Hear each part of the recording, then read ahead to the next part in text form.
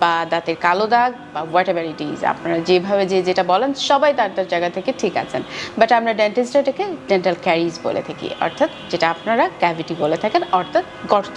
খুব সহজ ভাষায় দাঁতের গর্ত। ওকে, সো দাঁতের গর্ত এবং ডেন্টাল ক্যাভিটিতে এতগুলো দাঁত, একটা দুইটা গর্ত হতেই পারে, আর হয়। আর এই বিষয়টা এই জন্য আপনাদের সবারই খুবই জানার একটা, অর্থাৎ আমার কাছে মনে হয় যে mostly ask question, that is what is dental cavity, dental caries. Okay, so বাচ্চা থেকে শুরু করে একদম বয়স্ক পর্যন্ত সবারই কিন্তু হয়, এবং পুরুষ মহিলা ভেদে সবারই হয়। সো আমাদের সবারই দাঁত আছে, আমরা দাঁতকে ইউজ করি, আমরা খাওয়া দাওয়া করি, সো আমাদের ডেন্টাল ক্যাভিটি হয়, কারণ আমরা খুব একটা আসলে ওরাল হাইজিনের ব্যাপারে এতটা সচেতন না, বা হলেও অনেক সময় ভুলের কারণে, কিছু কিছু ভুলের কারণে হয়ে যায়।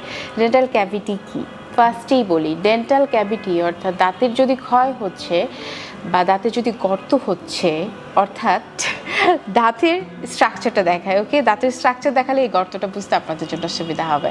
So this is tooth portion. Okay, যেটা আপনারা সবাই দেখতে পাই, আয়নায় দেখি, মুখ খুললে দেখি, একজন আরেকজনেরটা দেখি, হাসলে দেখি, কথা বললে দেখি, রাইট? বাট আমরা ডেন্টিস্টরা এটা দেখি। ওকে, কারণ আমরা এটা বুঝি। সো আমরা এটা বুঝি, আপনারা এটা বুঝেন। দাঁতের রুট পোরশনটা দাঁতের মধ্যে অর্থাৎ মাড়ির ভিতরে এভাবে ঢাকা থাকে। ওকে, সো এইটুকু দেখা যায়, অ্যান্ড ভিতরে কিন্তু অনেক কিছু আছে।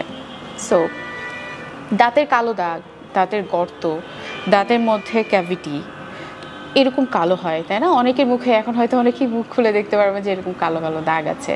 সো কালো কালো দাগ আছে means something is going to B happen, অর্থাৎ কিছু একটা কিছু একটা হচ্ছে বা কিছু একটা লস হচ্ছে। আদারওয়াইজ এটা তো সাদাই ছিল, কেন কালো হবে? বাচ্চাদেরও হয়।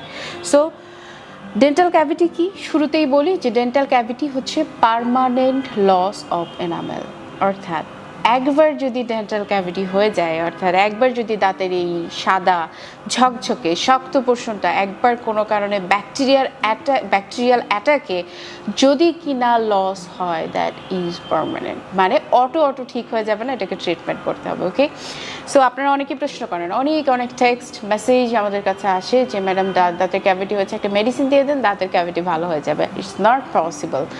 এটা প্রসিডিউরাল ট্রিটমেন্টের মাধ্যমে ভালো হয়। আচ্ছা, এখন আসি ডেন্টাল ক্যাভিটি কি। এই পোর্শনটা দেখতে পাচ্ছেন যে এটা দাঁতের মধ্যে সাদা অংশের মধ্যে একটা ব্ল্যাক পোর্শন। সো উপরে কিন্তু এই জিনিসটা এরকম ছিল। বলি, আমরা কোনো কিছু খাচ্ছি, আমাদের খাবার আমাদের দাঁতের মধ্যে লেগে থাকছে এবং এটাকে আমরা পরিষ্কার করছি না, তো প্রপার ওয়েতে পরিষ্কার করছি না। সো দীর্ঘক্ষণ খাবারটা আমাদের দাঁতের মধ্যে লেগে থাকলে সেটা ব্যাকটেরিয়াল অ্যাটাক হয়, অর্থাৎ মুখের মধ্যে কিন্তু অনেক ব্যাকটেরিয়া রয়েছে।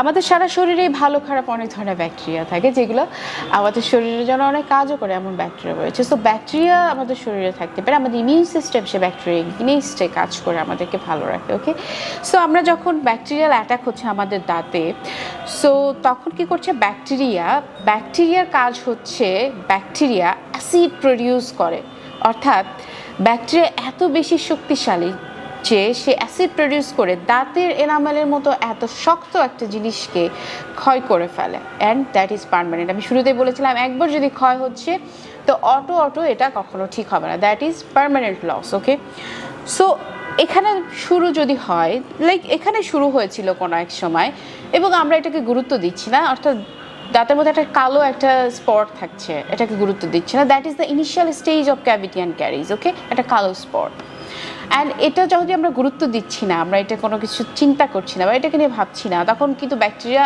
Going ডিপার and ডিপার।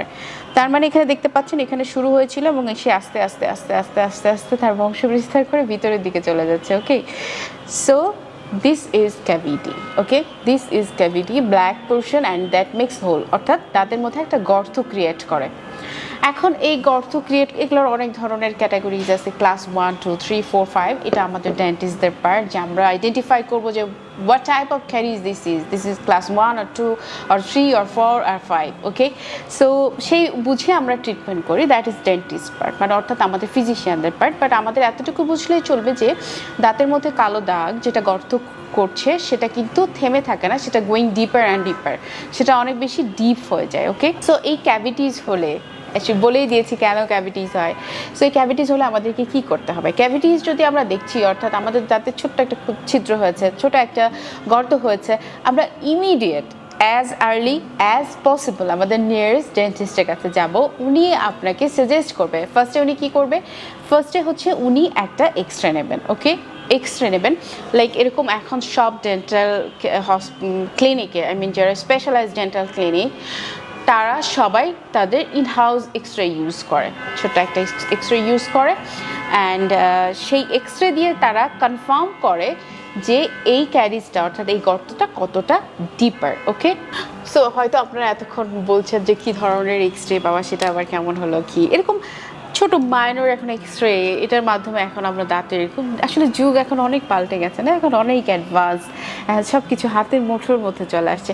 সো আপনার ডেন্টাল ক্লিনিকে এরকম একটা এক্স-রে থাকবে। ওকে, সো এই এক্স-রে দিয়ে আপনার ডেন্টিস্ট আপনার দাঁতের ভিতরের স্ট্রাকচারের ছবি পাবে।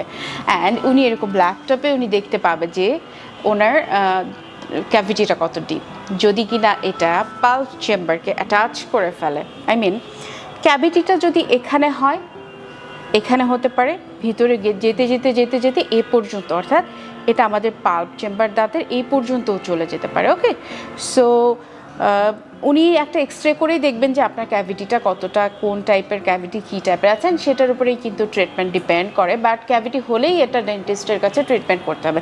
যদি আপনার ক্যাভিটিটা, অর্থাৎ ডেন্টাল ক্যারিজটা এরকম অল্প করে আছে, ছোট করে আছে, এবং এটা কোনো আপনার পেইন হয় না, আপনার কোনো ধরনের সেন্সিটিভিটি হচ্ছে না, কোনো পেইন হচ্ছে না, শুধু ক্যাভিটি দেখতে পাচ্ছেন বা একটু খাবার আটকে যাচ্ছে, কোনো ব্যথা হচ্ছে না, তখন কিন্তু আপনার ডেন্টিস্ট আপনাকে ফিলিংয়ের সাজেস্ট করবে। ওকে, ফিলিং বলবে যে আপনার দাঁতটা ফিলিং করা সম্ভব। অনেকে বলেন যে পুটিং করব বা এই টাইপের, যে যেভাবে বলেন আর কি। তো এটা ফিলিং করে এটাকে রিপেয়ার করা পসিবল। সো ফিলিংয়েরও অনেক ভাগ আছে, এটা নিয়ে বলতে গেলে আরও একটা এপিসোড হয়ে যাবে। সো এইটুকু আপনারা জানেন যে এখন খুব ভালো মানের অ্যাস্থেটিক অ্যান্ড অ্যাডভান্স ফিলিংয়ের কাজ হচ্ছে আমাদের দেশেই হচ্ছে, দেশে বসে লেজার টাইপের ফিলিং হচ্ছে। সো এটাতে ফিলিং করে দেবে। অ্যান্ড এটা যদি খুব বেশি ডিপ হয়, যদি এক্সরে দেখেন, আপনার কমপ্লেইন যদি পেইন থাকে, তাহলে উনি আপনাকে রুট ক্যানাল ট্রিটমেন্ট করার সাজেশন দেবে। অর্থাৎ একজন দন্ত বিশেষজ্ঞ, অর্থাৎ একজন ওরাল সার্জন, একজন ডেন্টিস্টই আপনাকে প্রপার গাইডলাইন দেবে যে এই টাইপের ক্যাভিটির জন্য আপনার কী ট্রিটমেন্ট নেওয়া উচিত, either it's filling or it's root canal treatment. Okay, এর বেশি কিছু না। আচ্ছা, এখন বাচ্চাদেরও অনেক সময় ক্যাভিটি হয়, বাচ্চাদের ক্যাভিটি নিয়ে মায়েদের অনেক চিন্তা, আমার বাচ্চা কাজ করতে দেয় না। অবশ্যই খুব ফ্রেন্ডলি, সেফ, স্টেরিলাইজড একটা এনভায়রনমেন্টাল ক্লিনিকে আপনি আপনার বাচ্চাকে নেবেন, এবং ডক্টরকে আপনি প্রিভিয়াসলি ফোন করে বলে দেবেন যে আপনার বাচ্চা ভয় পায়, so he or she will take care of it. একজন ডেন্টিস্টের সেই পরিমাণ ট্রেনিং এবং অভিজ্ঞতা আছে যে একজন বাচ্চাকে কীভাবে উনি রাজি করাবেন ট্রিটমেন্ট। ওকে, অ্যান্ড ক্লিনিকের এনভায়রনমেন্টও ওটা উনি ওভাবে ক্রিয়েট করে রাখবেন। সো ক্যাভিটি থেকে বাঁচতে হলে আমাদেরকে কী করতে হবে? Prevention is better than cure, আমরা সবসময় বলি।